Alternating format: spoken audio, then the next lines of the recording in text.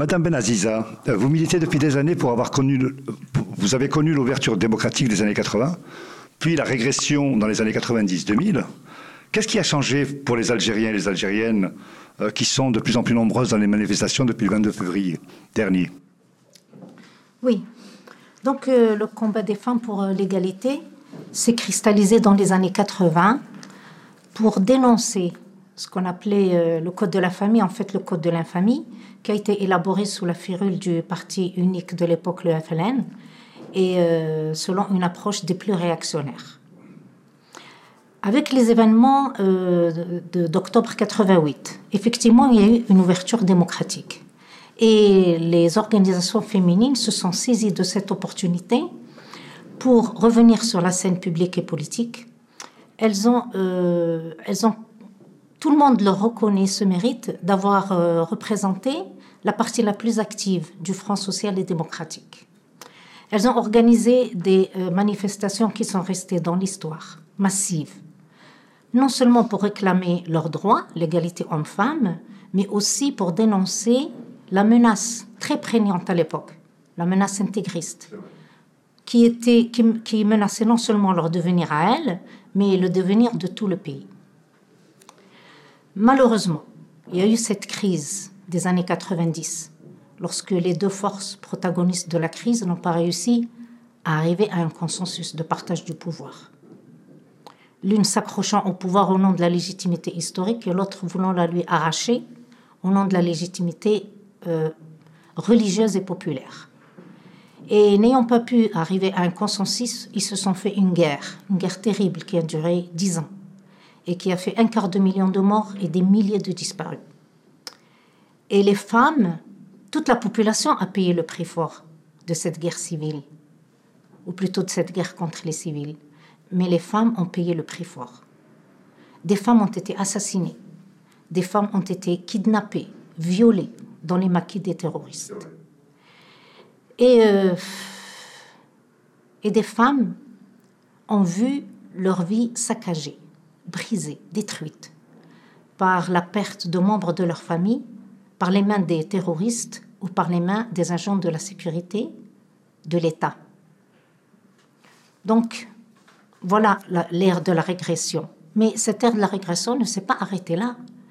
Durant l'ère de Bouteflika et pendant 20 ans de règne despotique, ce monarque, il a créé un véritable désert politique, il a laminé la vie politique. Toutes les associations, qu'elles soient des syndicats, des associations féminines ou des partis, ont été obligées de réduire leur activité et les associations féminines, dans ce cas-là, elles ont lutté juste pour la survie et elles réagissaient aux lois rétrogrades, mais elles ne pouvaient pas avancer dans ces conditions. Mais bien sûr, depuis l'avènement du mouvement révolutionnaire, du mouvement populaire du 22 février, l'ensemble de la classe politique, et je parle en particulier des femmes, ont renoué avec les luttes. Elles participent de manière massive aux manifestations et du coup, ça leur donne plus de visibilité. Et cette voix retrouvée, elles l'utilisent. Elles l'utilisent beaucoup. Les associations féministes sont en train de se réorganiser et de réclamer une Algérie démocratique, un état de droit où les droits des femmes seront reconnus. On le voit au travers des vidéos, on le voit au travers où les femmes se réaccaparent l'espace public et les rues. Et pensez-vous que cette révolution pourrait avoir un impact positif sur les nouvelles générations en matière d'égalité hommes-femmes? D'ores et déjà, la participation des femmes et leur présence non seulement dans les marches, mais également dans les différents comités de soutien, par exemple aux détenus politiques et d'opinion, d'ores et déjà, c'est en train de changer les comportements. Ce côtoiement homme-femme est en train d'impacter le comportement des hommes. Donc, il y a déjà un début de changement. On le voit, y compris après les manifestations dans la rue. Les hommes font preuve d'un comportement plus civilisé. Les femmes ne sont plus cette cible qu'elles étaient pendant des années pour des agressions verbales et même physiques. Le changement, donc, est en cours. Mais il faut savoir, nous sommes qu'au début du processus révolutionnaire.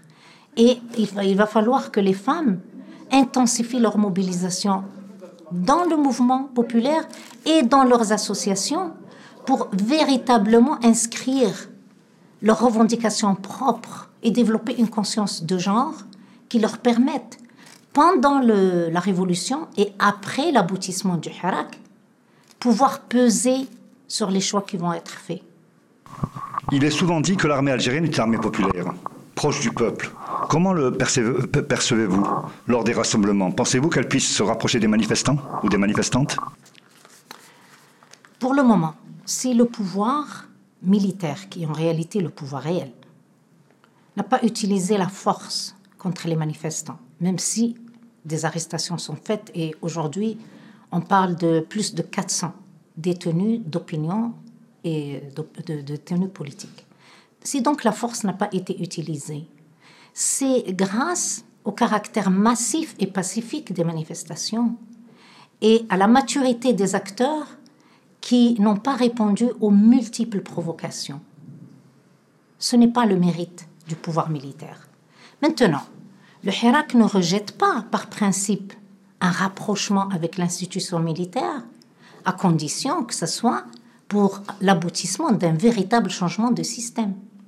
Ceci dit, il est évident, et tout le monde est d'accord, que l'aboutissement des revendications du mouvement populaire sont d'abord l'affaire du mouvement populaire, qui doit se consolider, qui doit se renforcer, qui doit se pérenniser, justement pour un changement du rapport de force en faveur de toutes les forces d'où qu'elles viennent, qui croient et qui militent véritablement pour le changement. Pour la démocratie et l'état de droit. La démocratie, un état de droit, un état de liberté, pour tous. Je vous remercie, Madame Benaziza.